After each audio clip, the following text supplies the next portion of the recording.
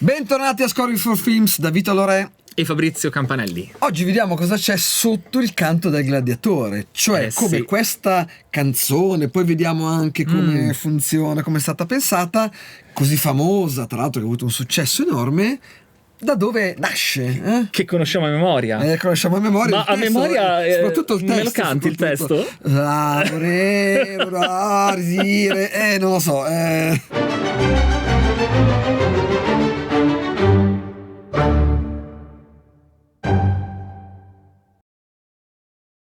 C'è una ragione per cui né io né nessuno conosce il testo di questa Precisamente. canzone. Esattamente. La ragione è che il testo non esiste. Cioè?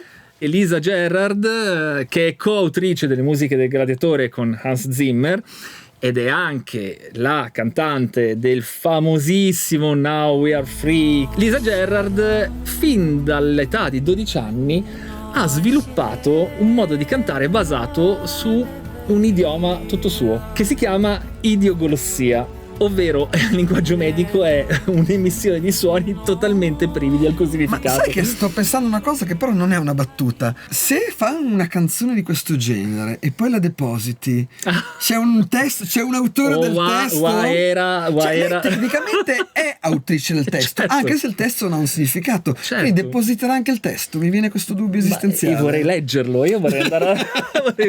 Quindi interessato a questo modo di affrontare il canto, ma soprattutto ovviamente dalla particolarità della voce della Gerrard, la chiama. Il caro vecchio Hans la chiama. Cosa vuole? Cosa cerca Zimmer? Innanzitutto cerca per questa scena un qualcosa di particolarmente evocativo. Massimo Decimo Meridio, Russell Crowe, torna a casa e trova morta la sua famiglia, assassinata, la sua casa bruciata, e qui Zimmer vuole andare lontano. Vuole andare proprio lontano oltre i confini dell'impero, vuole andare lontano oltre i confini della lingua e andare dritto alle emozioni, andare dritto agli archetipi.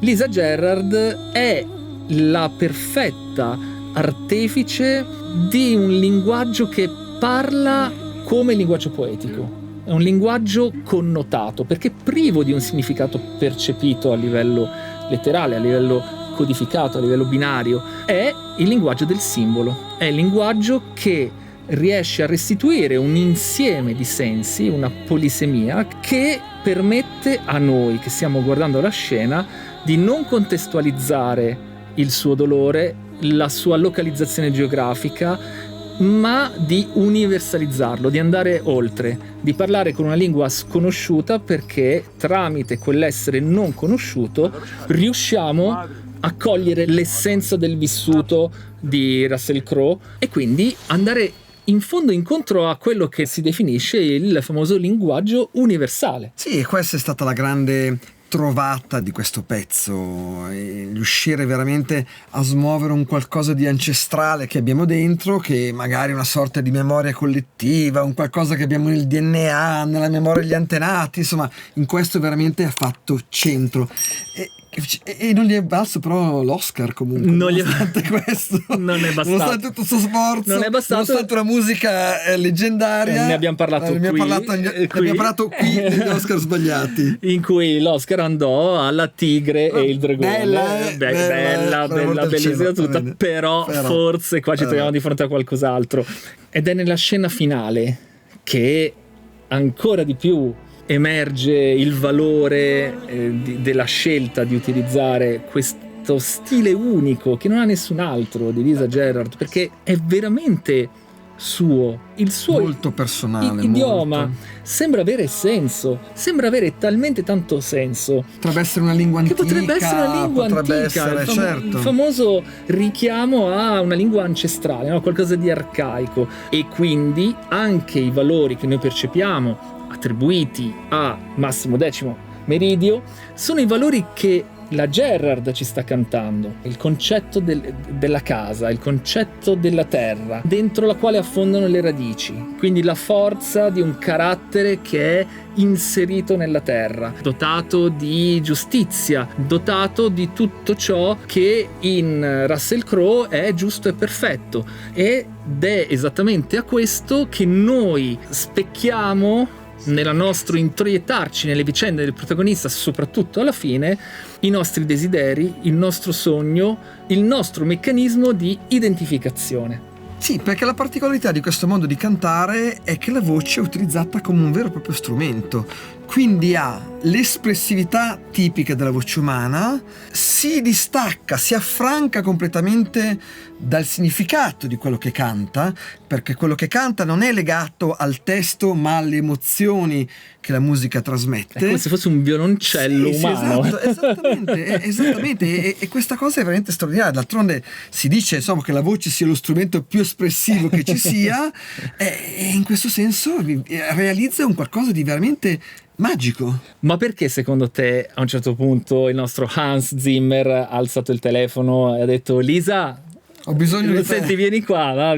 Fai un salto qua dall'Australia. Esatto. Dall'Australia. Perché secondo te? Perché aveva già visto qualcosa? La butto lì? Che cosa aveva visto? Aveva visto un film di poco precedente che è The Insider, un film comunque famoso, anche se probabilmente per l'uomo della strada il gladiatore è sicuramente famoso, un film appunto con Russell Crowe ancora che ritorna con Al Pacino. Il regista Michael Mann, che è notorio per essere un accentratore, ma un po' tutti i registi lo sono, aveva deciso di occuparsi lui in prima persona della colonna sonora, non di scriverla lui, non era questa la sua intenzione, ma di fare un vero e proprio concept della colonna sonora, cioè di dire: scelgo io tutti i pezzi, quindi fondamentalmente sincronizzazioni, cioè si prende un pezzo già edito, già utilizzato per un altro film o non per un altro film, per un progetto discografico, si paga una fee e si mette all'interno del proprio film. Michael Mann voleva quindi portare a casa questo progetto, io credo anche per portarsi la paternità artistica anche di questo aspetto. E Mann aveva sentito un pezzo della Gerard che si chiamava Sacrifice,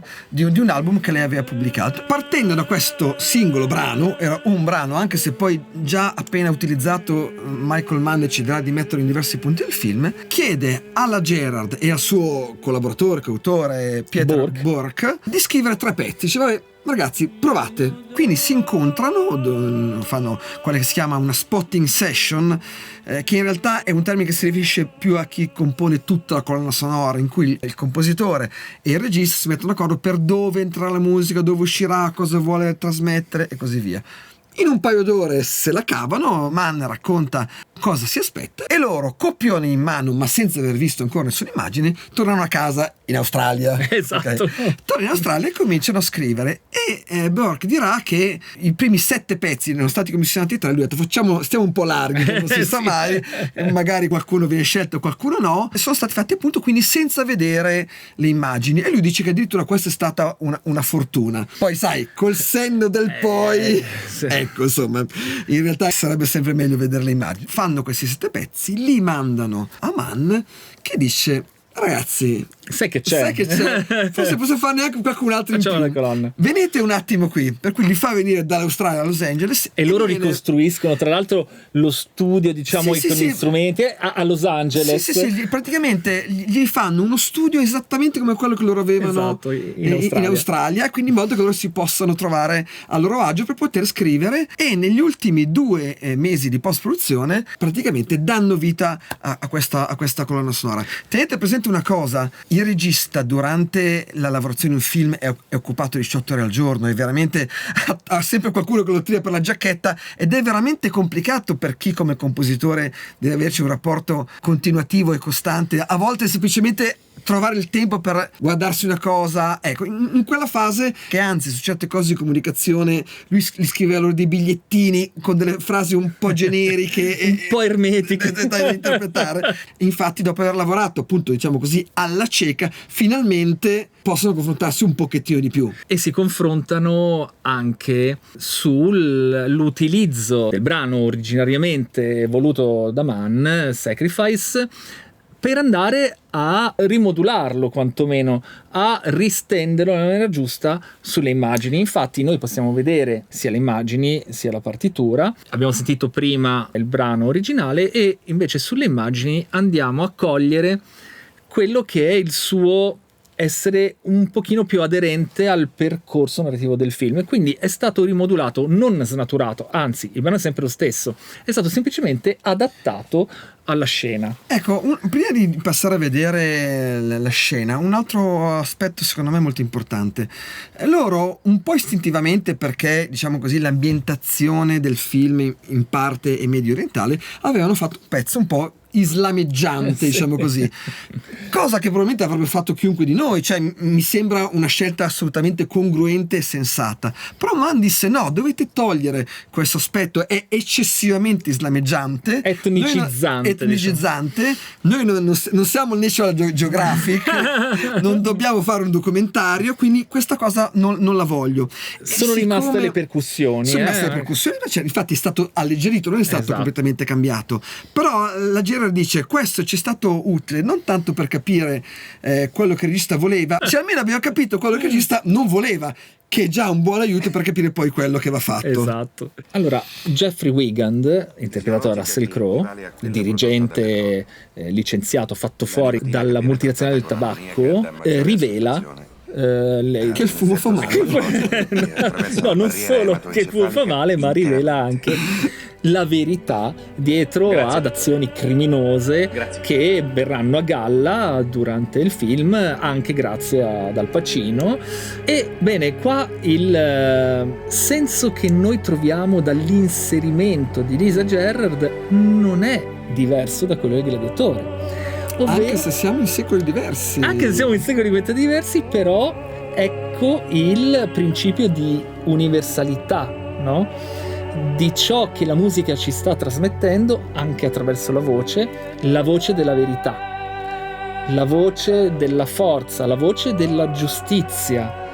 Quindi cambia il secolo, ma la dinamica è la stessa, perché la ricerca della verità, la ricerca della giustizia, quindi l'essere forti di fronte a un procedimento legale di questo tipo e la rivelazione che fa il protagonista ha quella dinamica e quelle caratteristiche psicologiche che sono assolutamente identiche rispetto a quelle su cui si basa la vicenda del Gladiatore di Russell Crowe. E fa sorridere che tutto ciò sia sulle spalle piuttosto larghe di Russell Crowe, sempre la stessa dinamica, alfiere della giustizia, alfiere della libertà, alfiere della forza e della verità, e con il supporto fondamentale, basilare del canto